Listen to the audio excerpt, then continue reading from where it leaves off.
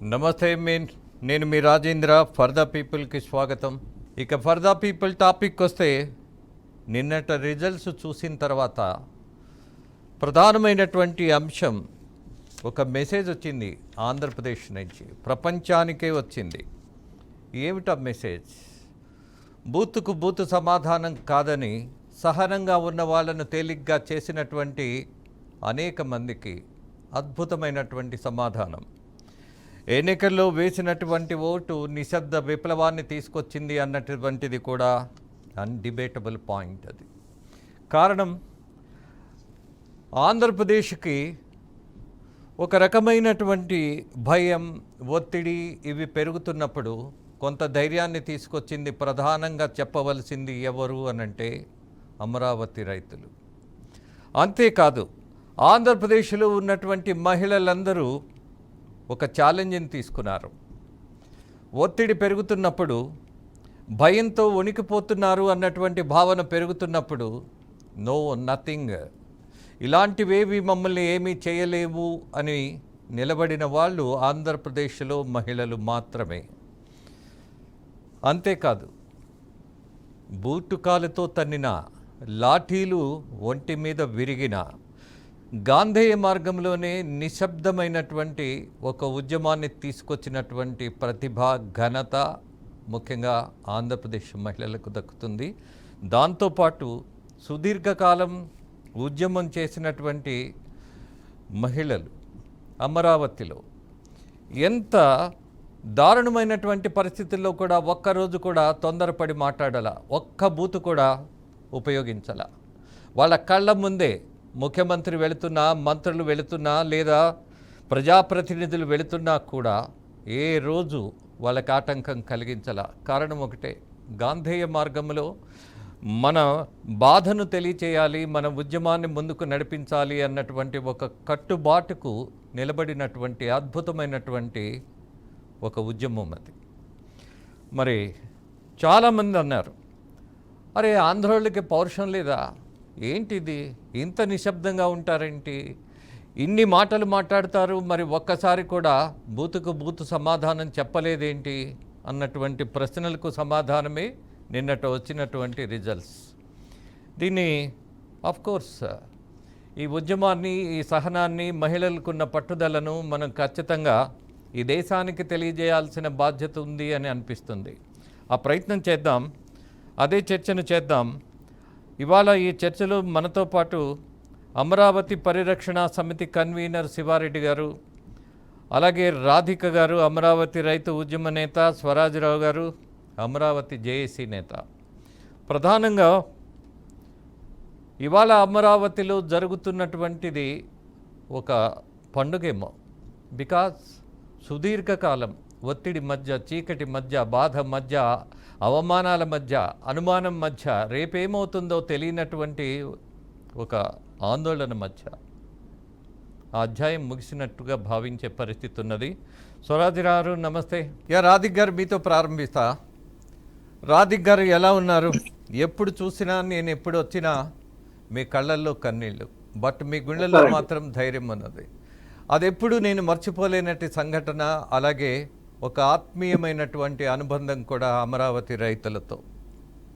Yes Radhik గారు. నమస్తే రాజేంద్ర గారు. నమస్తే అమ్మా. ఈరోజు మాకండి ఏంటో ఒక సంఖ్యల నుంచి విడిపోయి మేము వచ్చాం కావాలి బయటికి, జైలు జీవితం నుంచి వచ్చాం కావాలి మేము. ఇన్నాళ్ళ నుంచి ఏంటో మమ్మల్ని ఒక కబంధ, ఈ జగన్మోహన్ రెడ్డి అనే ఒక అసుర కబంధ హస్తాల్లో నుంచి బయటికి వచ్చాము అన్న ఫీలింగ్ ఏంటో ఇవాళ కలిగిందండి మాకు.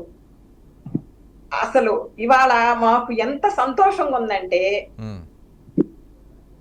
5 సంవత్సరాల నుంచి ప్రతి ఒక్క మహిళ, 29,000 మంది రైతులు, 29,000 మంది రైతులు, మహిళలు, రైతు కూలీలు ఉద్యమం చేస్తా ఉంటేనండి, ఆ రోజు ఏదైతే జగన్మోహన్ రెడ్డి గారు 3 రాజధానులు అని చెప్పి అసెంబ్లీలో మాట్లాడాడో, ఆ రోజు నుంచి రోడ్డు మీదకి వచ్చి, ఆ రోజు నుంచి గుండెలన్నీ ఆగిపోయినాయండి. అసలు ఏంటి ఈ పరిస్థితి, ఏంటి ఇలా ఎందుకు వచ్చింది? అసెంబ్లీ సాక్షిగా ఒప్పుకున్నాడు, నా కొంప కూడా ఏడే కట్టుకున్నానన్నాడు. వాళ్ళ మంత్రులు 151 మంది డమ్మీ ఎమ్మెల్యేలు ఎం మంత్రులు అందరూ కూడా చెప్పారు. మరి ఇదేంటి అసలు ఇట్లా అసెంబ్లీ సాక్షిగా ఒప్పుకొని ఇలా మాట్లాడుతున్నాడు, 3 రాజధానులు అని చెప్తున్నాడు. అక్కడ ఉండొచ్చు అంటున్నాడు, జుడిషియల్ క్యాపిటల్ ఇక్కడ ఉండొచ్చు అంటాడు, మరి లెజిస్లేటివ్ క్యాపిటల్ అమరావతిలో ఉండొచ్చు అంటాడు అన్నాడు. ఏంటి అని చెప్పి మేము బయటికి రోడ్డు మీదకి వచ్చామండి. ఆ రోజున ఉద్యమం చేసే ఫస్ట్ రోజు అండి. ఉద్యమం చేసే రోజు నుంచి ఈ రోజు వరకు కూడా నిన్న రిజల్ట్స్ వచ్చిన దగ్గర నుంచే మేము హ్యాపీగా ఉన్నామండి. నిన్న ఉదయం అదే మార్నింగ్ వరకు కూడా అసలు ఏం జరుగుతుంది, మనం అసలు బయటపడతామా లేదా, అసలు మనం చేసిన పోరాటానికి ప్రతిఫలం వస్తుందా లేదా, ఏం చెయ్యాలి, మళ్ళీ ఈ జగన్మోహన్ రెడ్డి అనే రాక్షసుడు వస్తే అసలు మనం ఏమైపోవాలి, అసలు రాష్ట్రం ఏమైపోవాలి, ఈ అమరావతి రైతులు భూములు ఇచ్చినటువంటి రైతులు ఏమైపోవాలి, ఎంతో మంది ఈయనొక్క తీసుకున్నటువంటి అవగాహన లేని నిర్ణయం వల్లనే 300 మంది గుండెలు ఆగిపోయి చనిపోయారు. ఈసారి గనక అసలు ఇతను వస్తే ఎంతమంది ప్రాణాలు పోతాయో, అసలు ఏం చెయ్యాలి అని చెప్పి మాకు చాలా ఉత్కంఠగా ఉందండి. ఈ వేవ్ చూసి ఈ సునామీ అండి, ఇది భారీ విజయం అన్నమాట. ఇది అమరావతి రైతుల విజయము, ఇది ప్రజల విజయము. ఈ విజయాన్ని చూసి మాకు చాలా సంతోషంగా ఉందండి. ఇవాళ మేము మొక్కుకున్నటువంటి మొక్కులన్నీ నిన్న ఇవాళ అసలు రెస్ట్ లేకుండా తీర్చుకుంటున్నామండి. పొద్దుటి నుంచి కూడా మాకు ఎంతో మంది మరి మేము బయట శిబిరాలకు వెళ్ళి మాట్లాడటం జరిగింది, లింగాయపాలెం వెళ్ళి మా హోమం చేయటం జరిగింది. ఇందాక వదినరాయపాలెం దగ్గర శంకుస్థాపన జరిగిన దగ్గరికి వెళ్ళి దీపారాధన చేసి మరి అక్కడ హారతి ఇచ్చి అక్కడ ప్లేస్ అంతా కొంచెం అక్కడ శుభ్రం చేసి వచ్చామండి. సిఆర్డిఏ వాళ్ళు చేస్తున్నారు. అంతకు ముందు ఆ ప్లేస్ కి వెళ్దామంటే ఈ దుర్మార్గులు అస్సలు వెళ్ళనిచ్చేవాళ్ళు కాదండి. ఈ ప్రభుత్వం అసలు వెళ్ళటానికి వీలు లేదని చెప్పి పోలీసులు ఆపేసేవాళ్ళు. సిఆర్డిఏ వాళ్ళు కూడా వెళ్ళటానికి వీలు లేదని చెప్పేవాళ్ళు. రాత్రికి రాత్రి రూల్స్ మారిపోయినాయండి. రోడ్లన్నీ శుభ్రం చేసేస్తున్నారు, అక్కడ అంత క్లీన్ చేసేస్తున్నారు. ఎన్ని కేసులు ఎదుర్కొన్నామండి. ఈ ప్రభుత్వం పెట్టిన కేసులు ఏంటి, అవన్నీ మీరు చెప్పినట్టుగా కేసులు, ఒత్తిడి, దాడులు ఇవన్నీ భరించినటువంటి నేపథ్యంలో అనిత గారు, నాకు బాగా గుర్తు, మీ అందరినీ పోలీసులు నిర్బంధించినప్పుడు ఎప్పుడు కనీసం టెంపుల్కి వెళ్ళనివ్వరా బాబు అన్నా కూడా టెంపుల్కి వెళ్ళడానికి వీల్లేదు, దానికి కూడా పర్మిషన్ కావాలని ఆపినటువంటి ఆ సంఘటనలు గుర్తు చేసుకుంటున్నప్పుడు కొంచెం బాధేమో. కానీ today I'm very proud of you Anitha గారు. ఈ రాష్ట్రానికి ధైర్యం కల్పించినటువంటి మహిళామ తల్లులందరికీ అభివందనం చెప్పాల్సిన రోజు ఇవాళంట. ఆంధ్రప్రదేశ్కి అంతో ఇంతో ధైర్యం తీసుకొచ్చినటువంటి ఒక ఉద్యమం, ఒక నమ్మకం పెంచినటువంటి మహిళలు, అలాగే బాధ్యత తీసుకొని ఎంత ఒత్తిడి ఉన్నా, ఎన్ని దాడులు జరిగినా పోలీసులు కాదు అనేక మంది రౌడీలు, గూండాలు, మాఫియాలు వచ్చినా సరే మిమ్మల్ని ఎవ్వరిని ఆపలేని పరిస్థితి చూసినప్పుడు ఆ రోజు బాధేసిన ఇవాళ వచ్చినటువంటి గర్వం, చూడరా నా తల్లిని చూడరా, నా అక్కను చూడరా, నా అమ్మను చూడరా, ఎంత ధైర్యంగా నిలబెట్టారో ఆంధ్రప్రదేశ్ని అని చెప్పాలన్నటువంటి ఒక తపన కలుగుతోంది మిమ్మల్ని చూస్తుంటే. అనిత గారు, వాట్ డు యు సే? నమస్తే అండి రాజేంద్ర గారు. మొదటిగా మీకు, అలాగనే ప్యానెల్లో ఉన్న రైతు పెద్దలకి, నా తోటి సోదరి మండలాలకి అందరికి కూడా నమస్కారాలండి. అలానే ఈ రోజున చాలా ఆనందంగా ఉందండి. అసలు ఎంత అంటే నా రైతు సోదరి మనులు పడిన ఆవేదన, ఈ రోజున ప్రజలు ఇచ్చిన తీర్పు, ఒక పార్టీయే కాదు ఒక మనిషి ఎలాగా కొట్టుకుపోతాడు ఆ వేవ్ లో అనేది ఇవాళ ప్రస్ఫుటంగా కనపడతా ఉందండి. కాబట్టి ఈ ఆనందం నిజంగా 5 కోట్ల ఆంధ్రులకి నిజంగా రుణపడి ఉన్నామండి. వాళ్ళందరికి కూడా మేము ఈ రోజున నమస్కారాలు తెలియజేసుకుంటూ, ఇది ప్రజా విజయం అండి, ఇది రైతన్నల విజయం అండి. కాబట్టి చాలా ఆనందంగా ఉందండి. మా రైతు సోదరులకి ఇది నేను శుభాకాంక్షలు తెలియజేస్తూ, రానున్న రోజులన్నీ కూడా మా అమరావతి నుంచే పరిపాలన కొనసాగుతుంది అని, కొనసాగి ఈ రోజున ఒక యావత్ భారతదేశానికే గుణపాఠం నేర్పిన మా రైతు ఉద్యమం, అలానే ఈ రోజున ఈ అమరావతి దగ్గర నుంచి పరిపాలన కొనసాగించే ఈ దేవతల రాజధాని అయిన అమరావతి దగ్గర నుంచి పరిపాలన కొనసాగిస్తున్న భారతదేశానికే ఒక స్పష్టంగా నిలబడాలని కోరుకుంటున్నానండి. ఒక విచిత్రమైనటువంటి పరిణామం కూడా జరిగింది ఈ ఎన్నికల సందర్భంగా. చంద్రబాబు గారిని ఎంత తేలిగ్గా మాట్లాడారు. అలాగే ప్రధానమంత్రి కూడా ఇవాళ ప్రధానమైనటువంటి నాయకుడు ఒక తెలుగోడు, అది Chandrababu Naidu and Pawan Kalyan. That is also మనందరికీ ఒక గర్వకారణం.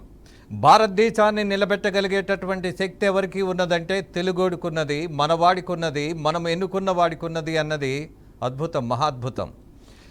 అలాగే ఆంధ్రప్రదేశ్ ఎన్నికలు చూసిన తర్వాత స్వరాజ్రావు గారు మౌనం, నిశ్శబ్దం ఎంత విస్ఫోటనం కలిగించగలదో ఈ ప్రపంచానికి తెలియజేశారు.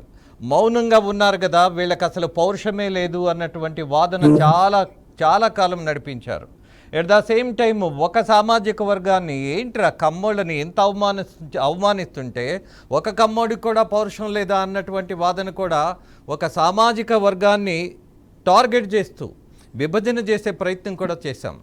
ఎనీహౌ, మీరందరూ తలపెట్టినటువంటి ఒక ఉద్యమంలో స్వరాజ్రావు గారు కొన్ని అనుభవాలను గుర్తు చేయాలనుకుంటున్నా.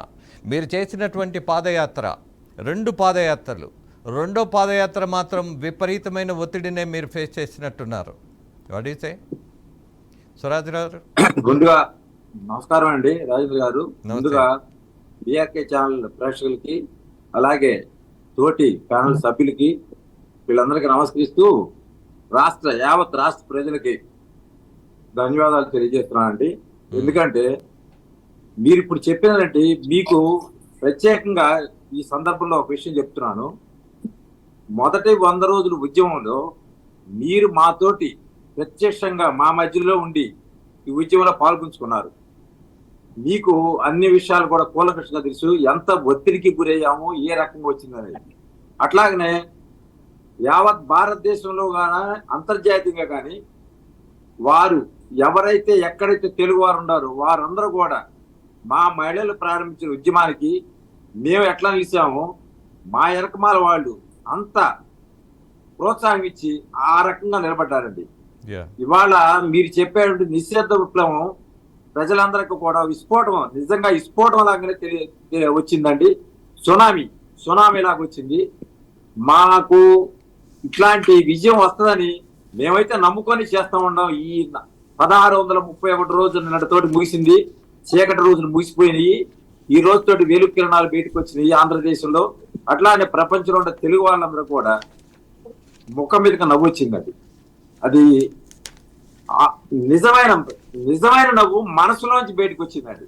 పూర్తిగా ముఖంలో పూర్తి సంతోషాన్ని వెలుబుచ్చగలిగినటువంటి పూర్తి స్వేచ్ఛతోటి ఒక రకమైన సఫకేషన్ అండి.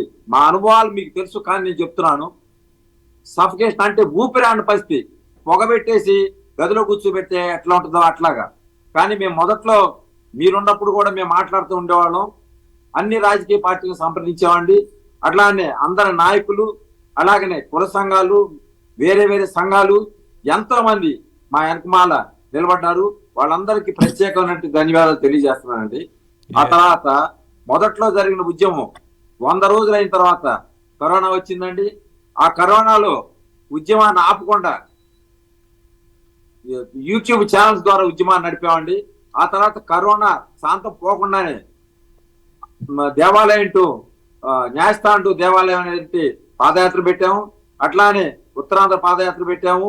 మధ్యలో కనకదుర్గమ్మ గుడికి ఒక మొక్కు, ఎట్లా అంటే దిక్కులేనాడికి దేవుడి దిక్కు, ఏం చేయాలని తెలియని పరిస్థితుల్లో దేవుడికైనా చెప్పుకుంటే దైవ సహాయం మాకు కావాలి, మేము ఇక్కడ మానవ సహాయం పోయింది, దైవ సహాయం కావాలనేది పోతే ఆ రోజు గుట్టుతో తన్నారు, లాగారు, ఆడవాళ్ళని విపరీతంగా అవమానపరిచారు. ఇది భారతదేశంలో ఉన్నటువంటి భారతదేశ చరిత్రలో ఒక ఆడవాళ్ళకి జరిగిన అవమానాన్ని ప్రజలందరూ కూడా చాలా గమనించారు, మనసులో పెట్టుకున్నారు. దాన్ని నిన్న బ్యాలెట్ రూపంలో చూపించారు. అందుకని చెప్పి బూతులు అన్నారు మీరు ఇందాక.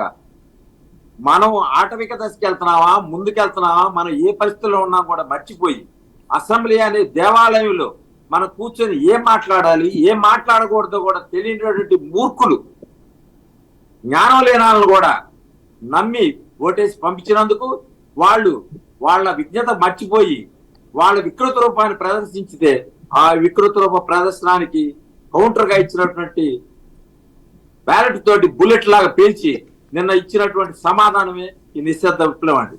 ఇలాంటి Yes. పరిస్థితుల్లో ఎన్నో ఒత్తిళ్లు, రెండో పాదయాత్ర మేము వెళ్తుంటే భయంకరమైన ఒత్తిళ్లు, పోలీస్ డిపార్ట్మెంట్ లో వైసీపీ కార్యకర్తలాగా ప్రవర్తించి కోర్టులోంచి రిటర్న్ గా ఆర్డర్ రాకముందే రామచంద్రాపురంలో అడ్డుకొని నెట్టి ఎంతో ఇబ్బంది పెట్టి ఆడవాళ్ళని నెట్టి ఒక కాలు ఇరిగింది.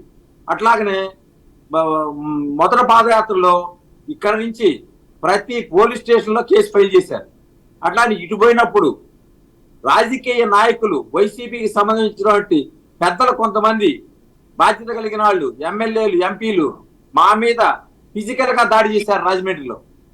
ఇవన్నీ కూడా తట్టుకొని మా ఆడవాళ్ళు కానీ మా రైతులు కానీ మీరు చెప్పిన గాంధేయ మార్గంలోనే నిశ్శబ్ద విప్లవం వస్తుంది అనేటువంటి దాంతో మేము నమ్మాము.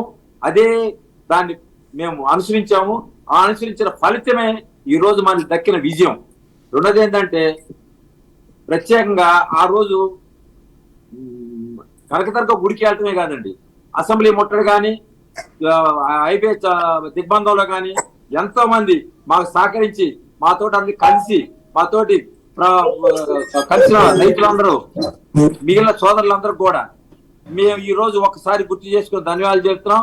ప్రత్యేకంగా ఆ రోజు గల్లా జయదేవ్ గారు అట్లాగనే ముప్పాళ్ళ నాగేశ్వరరావు గారు ఫిజికల్ గా వచ్చి అసెంబ్లీ ముట్టడిలో దెబ్బలు కూడా తిన్నారండి.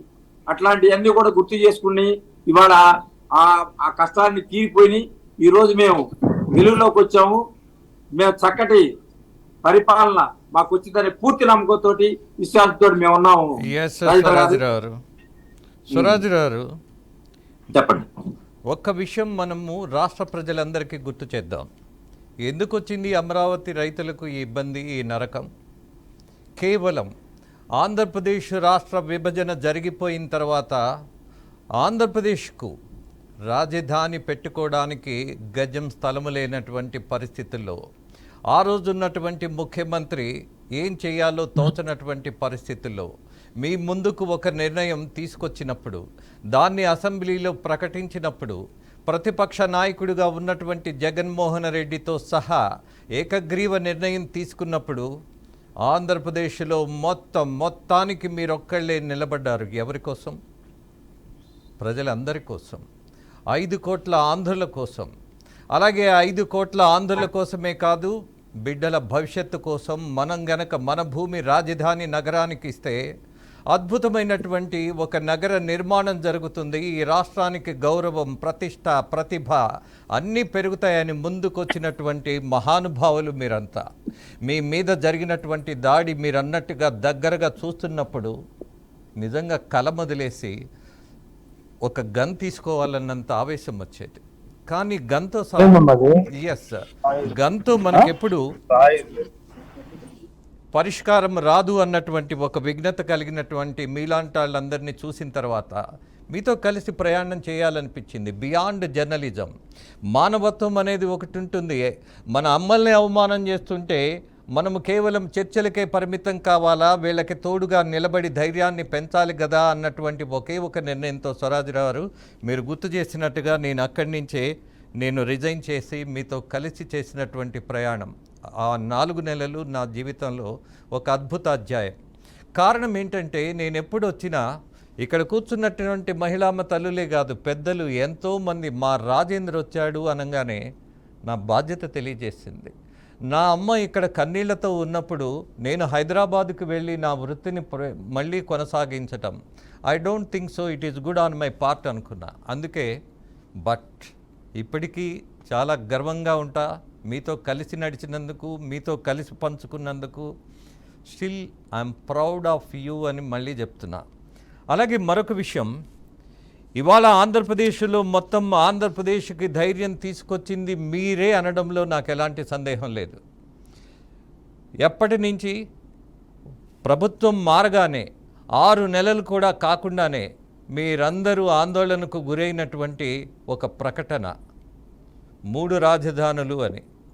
కనీసం ఒక్కరోజైనా ముఖ్యమంత్రి వచ్చి పలకరించలేదు అన్నటువంటి బాధ కలిగినటువంటి నేపథ్యంలో రాధిక గారు, ఇలాంటి బాధ్యత లేని ముఖ్యమంత్రి మన కళ్ళ ముందు వెళుతుంటే చూస్తూ ఎందుకు కూర్చోవాలి, మనం కనీసం రోడ్డు మీద అడ్డంగా నిలబడి ఒక రాయైనా వేయకపోతే నా బిడ్డలకు భవిష్యత్తు ఎలా నిర్మించుకోగలను అన్నటువంటి ఆవేశం ఎందుకు రాలా?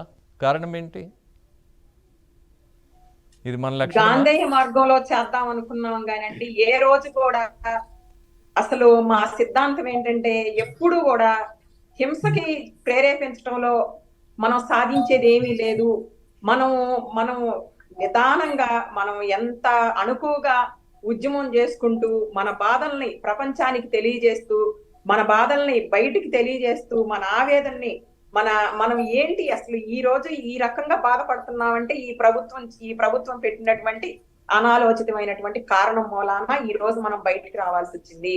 ఇది మనది ఏదైనా సిద్ధాంతం అనేది ఉంది ఏంటంటే, సిఆర్డి ఏది రైతులకి ప్రభుత్వానికి ఏదైతే అగ్రిమెంట్ జరిగిందో ఆ అగ్రిమెంట్ ని కంటిన్యూ చేయమని ఒకే ఒక లక్ష్యంతో పోరాడాం గాని ఏ రోజు కూడా ప్రభుత్వాన్ని అనవసరంగా విమర్శించడం గాని, మరి వాళ్ళ ఫ్లెక్సీలు పెట్టారు, వాళ్ళ మరి వాల్ పోస్టర్లు ఉన్నాయి, అవన్నీ ఏది కూడా మేము చెరిపేసినటువంటి మరి పరిస్థితులు లేవండి.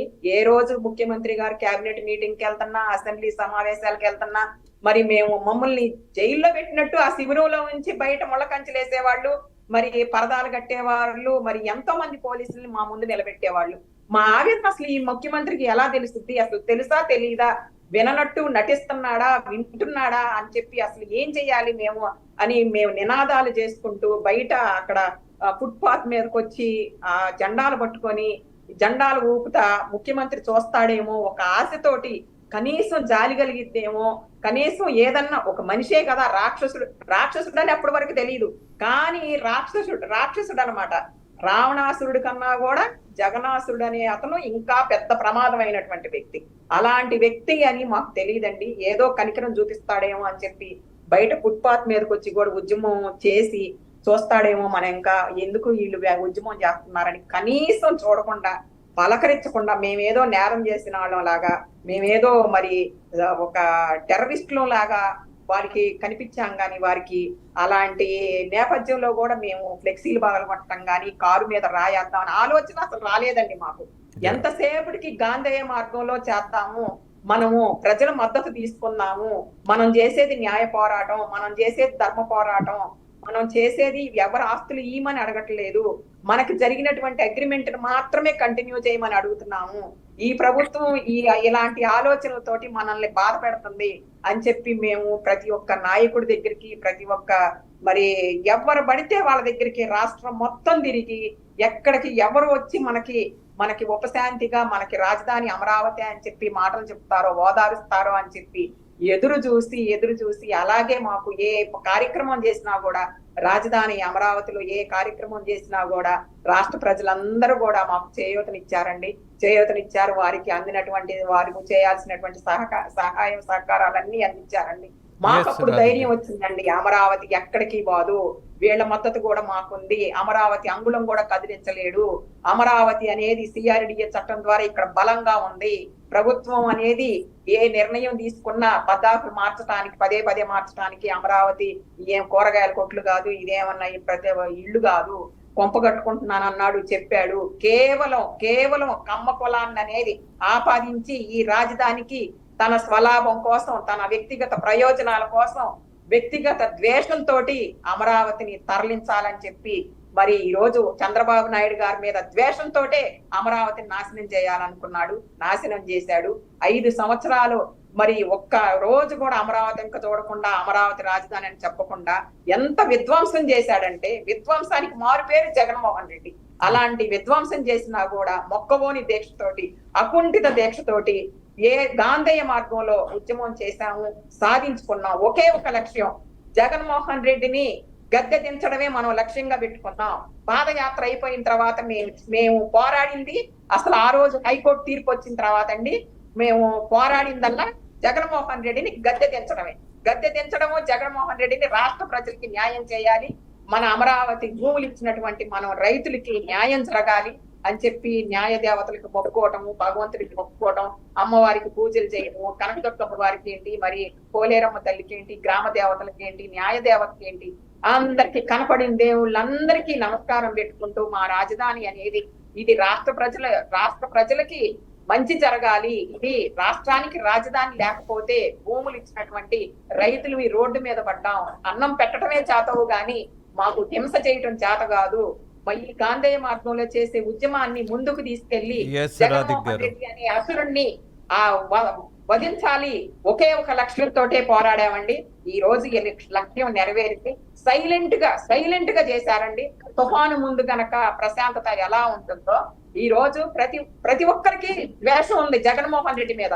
ప్రతి ఒక్కళ్ళకి వ్యతిరేకత ఉంది. ఎందుకంటే జగన్మోహన్ రెడ్డి వల్ల ప్రతి కుటుంబం బాధపడింది, ప్రతి ఒక్క కుటుంబం రోడ్డున పడింది. అందుకని ఏదన్నా మనం జగన్మోహన్ రెడ్డి మీద వ్యతిరేకంగా మాట్లాడితే, ఈ ప్రభుత్వం మీద వ్యతిరేకంగా మాట్లాడితే మనకు వచ్చే పథకాలు పోతాయేమో, మనల్ని కేసులు పెడతారేమో, మన మీద మరి బజార్కి ఇడుస్తారేమో అని చెప్పి భయంతో సైలెంట్ గా ఒకే ఒక్క ఆయుధంతో, టైం తొందరలోనే ఉంది, ఒకే ఒక్క ఆయుధంతో, ఓటు అనే ఆయుధంతో మనం చెంపదెబ్బ కొట్టినట్టు తీర్పిద్దాము అని చెప్పి ఒకే ఒక ఆలోచనతో ప్రజలు ఆ ప్రజలే ప్రజా తీర్పిచ్చారండి.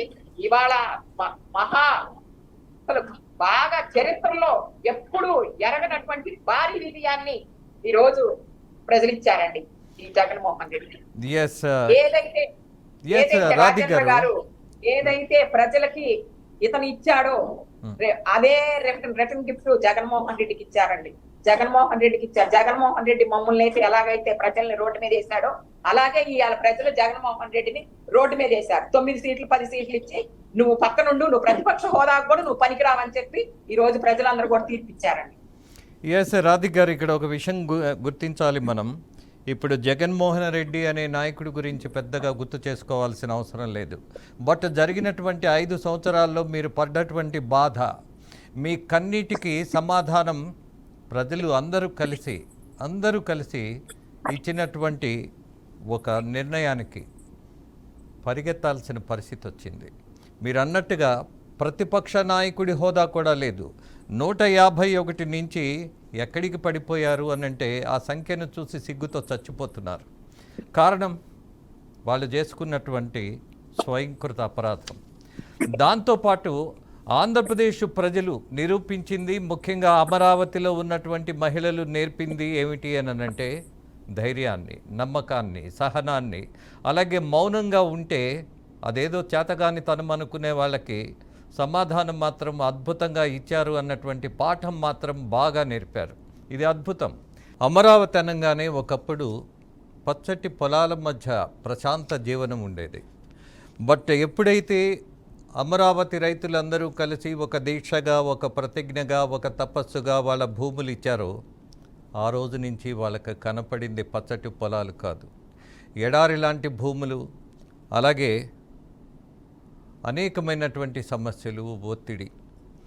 ఈ ఒత్తిడిలో అనిత గారు, సహజంగా నేను అక్కడి వాడినే కాబట్టి నేను గమనించినటువంటి జీవన విధానం గుర్తు చేస్తా. పొద్దున్నే ఏదైనా రైతు అనేవాడు పొలానికి వెళతాడు, అలాగే తన పంటను చూసుకుంటాడు, తిరిగొచ్చి తన కుటుంబంతో ప్రశాంతంగా గడిపేటటువంటి వాతావరణం ఉంటుంది. బట్ ఇంత ప్రశాంతత పోయిన తర్వాత మీరెప్పుడూ ఉద్యమాలలో పాల్గొనాల్సిన పరిస్థితి రాలేదు. రోడ్డు మీదకెక్కి ఒక రాజకీయ పార్టీని మీరు ఎదుర్కోవాల్సిన దశ రాలేదు. బట్ అమాయకంగా ఉండేటటువంటి అక్కడ ఉన్నటువంటి మహిళల జీవితంలో ఒక చిచ్చు వచ్చింది, ఒక మంట, తట్టుకోలేనటువంటి మంట పెట్టారు. ఆ పరిస్థితిలో మీరందరూ నిలబడ్డారు అని అంటే చాలామందికి ఆశ్చర్యంగా కూడా ఉంటుంది. మగవాళ్ళ కంటే ముందే మీరే నిర్ణయం తీసుకొని, మీరే శిబిరాలు నిర్వహించి, మీరే అనేక సమావేశాలలో పాల్గొని, ఎలా ఈ ఆలోచన, ఈ ప్రేరణ ఎలా వచ్చింది, ఎక్కడి నుంచి పుట్టుకొచ్చింది అనిత గారు? రైతులు స్వచ్ఛందంగా ఇచ్చారండి భూములు. ఒక్క రూపాయి కూడా వాళ్ళు ఆశించకుండా, రాష్ట్రం బాగుంటుంది, అనాథలం అయిపోయాము, ఫస్ట్ మద్రాస్ నుంచి తరిమేశారు, తర్వాత కర్నూలు అనుకున్నాం, కర్నూలు నుంచి హైదరాబాద్ వెళ్ళాం, హైదరాబాద్ నుంచి కూడా మనని తరిమేస్తే జీరో డబ్బులతో మనం ఇక్కడికి రావాల్సిన పరిస్థితి. నరేంద్ర మోడీ ఇస్తానన్న ప్యాకేజ్ కూడా ఇవ్వని పరిస్థితి.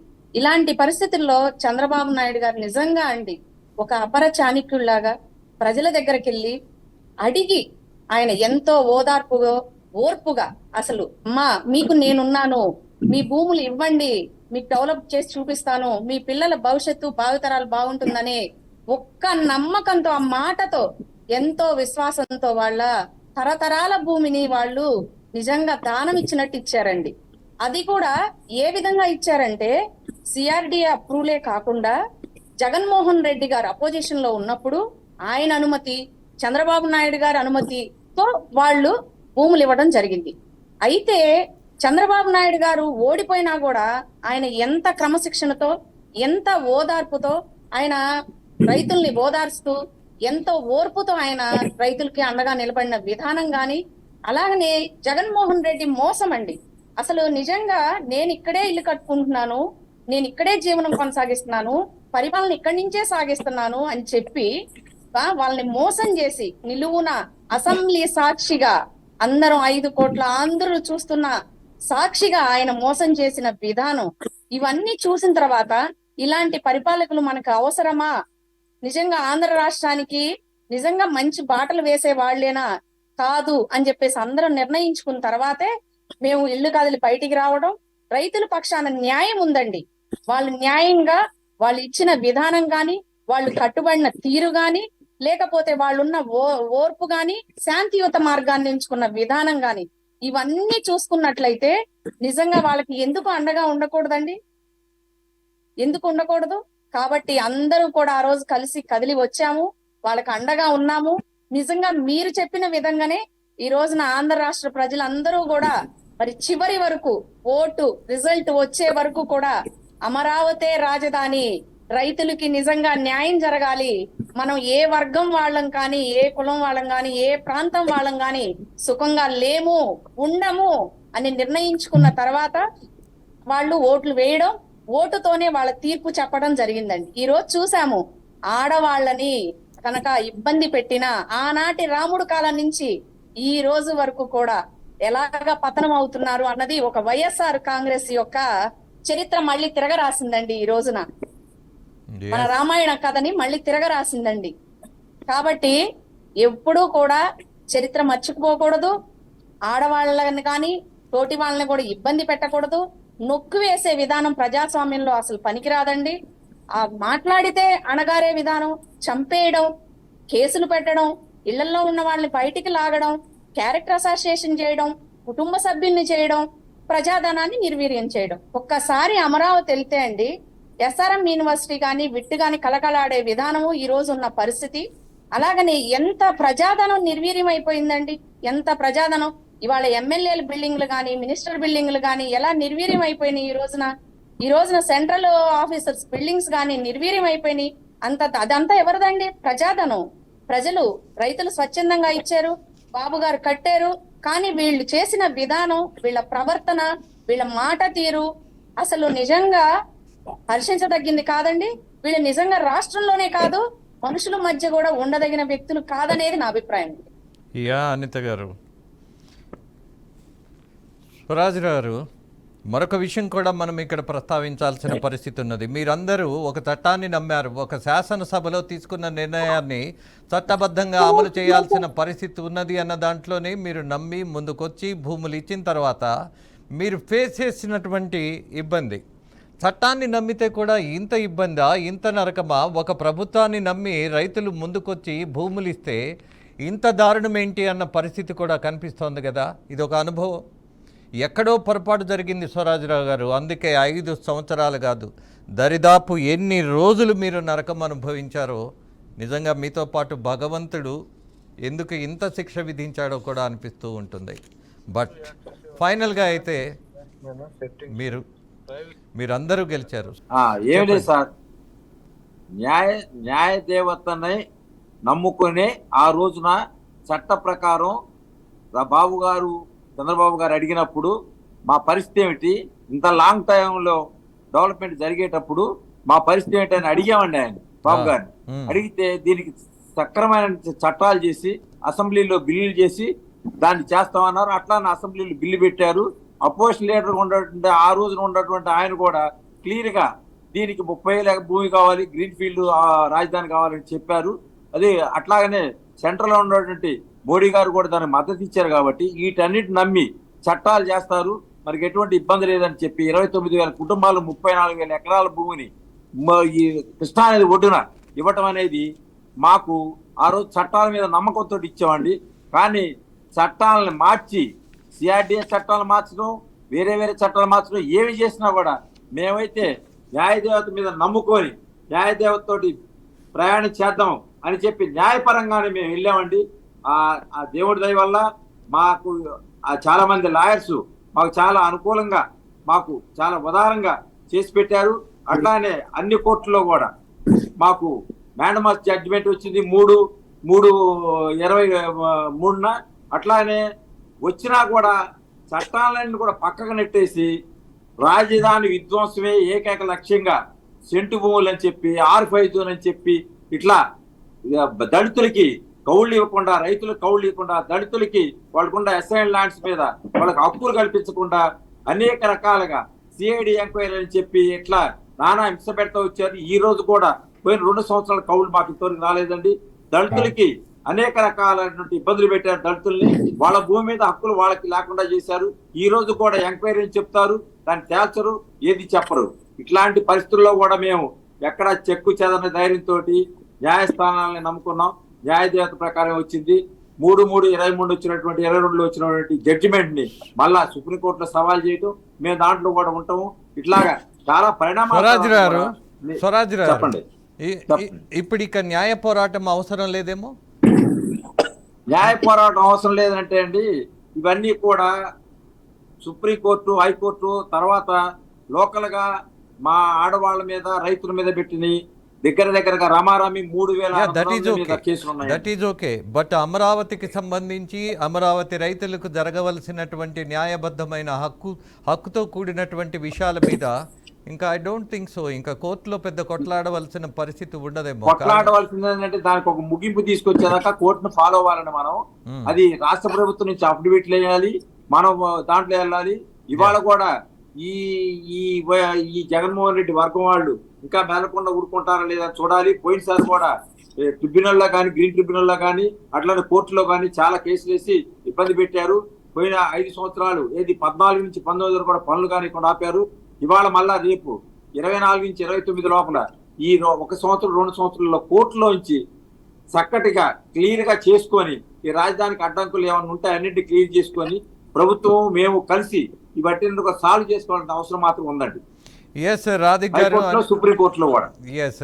రాధిక్ గారు, అనిత గారు, అలాగే స్వరాజ్రావు గారు, ముఖ్యంగా మీ ప్రాంత రైతులందరికీ నాదొక విజ్ఞప్తి. మీరు చేసినటువంటి ఉద్యమం సామాన్యమైంది కాదు. అలాగే మీ ధైర్య సాహసాలు ఈ ప్రపంచానికి ఒక ఉత్తేజం తీసుకొచ్చినటువంటి పరిస్థితి ఉన్నటువంటి నేపథ్యంలో అనేక మంది రైతులు ఒత్తిడికి లోనై చనిపోయినటువంటి విషయం మనం చాలా స్పష్టంగా బాధగా గమనించాం. దాంతోపాటు కొన్ని అయితే ఖచ్చితంగా గత ప్రభుత్వం చేసినటువంటి హత్యలని భావించాల్సిందే. అన్డౌటెడ్లీ ప్రభుత్వం చేసినటువంటి హత్యలే అవి. దానికి ఒక గుర్తుగా, మీ పోరాటానికి చిహ్నంగా, అలాగే రాబోయే తరాలకి ఒక ఉత్తేజకరమైనటువంటి ఒక మెసేజ్ ఇచ్చేటటువంటి పరిస్థితిగా ఏదైనా అక్కడ ఒక స్తూప నిర్మాణం కానీ, లేదా వాళ్ళ పేరుతోటి కొన్ని విగ్రహాలు పెట్టడం కానీ, what ever it may be, Amaravati రైతులకు సంబంధించినటువంటి పోరాటాన్ని సుదీర్ఘకాలం ఉండేట్టు అశోకుడు చెట్లు నాటించాడని మనందరం ఎలా చదువుకున్నామో, అమరావతి రైతులు ఇలా నిలబడ్డారు, ఇలా పోరాడారు అన్నటువంటి వాటికి చిహ్నంగా మీ ప్రాంతంలో ముఖ్యంగా నేనైతే బాధ్యత తీసుకోదలుచుకున్నా, మీరందరూ కలిసి నడవాలని అభ్యర్థిస్తున్నా. మనం ఒక స్తూప నిర్మాణం జరపాలి అన్నటువంటి నా నిర్ణయాన్ని మీరు గౌరవిస్తారని భావిస్తున్నా. రాధిక్ గారు, అనిత గారు, అలాగే స్వరాజ్రావు గారు, మీ ముగ్గురి అభిప్రాయాన్ని తెలుసుకోవాలనుకుంటున్నా. నేను చెప్తున్నానండి, మీరు చెప్పింది చారిత్రాత్మకంగా జరిగినటువంటి ఒక మహోద్యమం అండి. ఇది 4.5 సంవత్సరాలు 1631 రోజులు నిర్విరామంగా కరోనా వేవుల్లో కూడా చేసినట్టు ఉద్యమం. దీంట్లో మీరు అన్నట్టు మానసిక వేదనతో ఆడవాళ్ళు, మగవాళ్ళు, ముసలివాళ్ళు కూడా కేవలం మానసిక వేదన, దిక్కుదోచన పరిస్థితుల్లో, అయోమయ పరిస్థితుల్లో మరణానికి దారి తీసింది. వాళ్ళకి గుండె జబ్బులు కావచ్చు, హార్ట్ అటాక్లు కావచ్చు. దీనికి పోరాటానికి చిహ్నంగా ఈ ఏదైతే చారిత్రాత్మకంగా మా వాళ్ళు రైతులు చేశారో దీనికి చిహ్నంగా ఖచ్చితంగా ఒక స్తూపం అనేది పెట్టాలంటే ఇది అవసరం ఉందని మాత్రం నేను భావిస్తున్నానండి. ఎస్ అనిత గారు మీరేమంటారు? తప్పకుండా అండి. మీకు నిజంగా అప్పటి నుంచి ఇప్పటికి మాకు తోడుగా, మా రైతమ్మలకి తోడుగా, రైతన్నలకి తోడుగా మీరు నడుస్తూ ఈ నిర్ణయం తీసుకున్నందుకు నిజంగా నేను చాలా గర్వపడుతున్నాను, చాలా సంతోషపడతా ఉన్నాను. అలానే మీకు ఎప్పుడూ కూడా మేము సపోర్ట్ గా ఉంటాము తప్పకుండా. అలాగనే అమరావతి అనే రాజధానిలో నిజంగా రైతన్నలు చేసిన పోరాటానికి ఒక స్తూపం అనేది మీ ఆలోచనకి నిజంగా నేను మళ్ళీ మరొకసారి కృతజ్ఞత తెలియజేసుకుంటూ మీ వెంటే నడుస్తామని చెప్పేసి మరొకసారి తెలియజేసుకుంటున్నాను. ఎస్ ధన్యవాదాలు. రాధిక్ గారు. రాజేంద్ర గారు, ఫస్ట్ నుంచి మేము ఎలా పోరాడింది, బాధపడింది మీకు అన్నీ తెలుసండి. మీకు అన్నీ తెలిసినటువంటి వ్యక్తి అండి మీరు.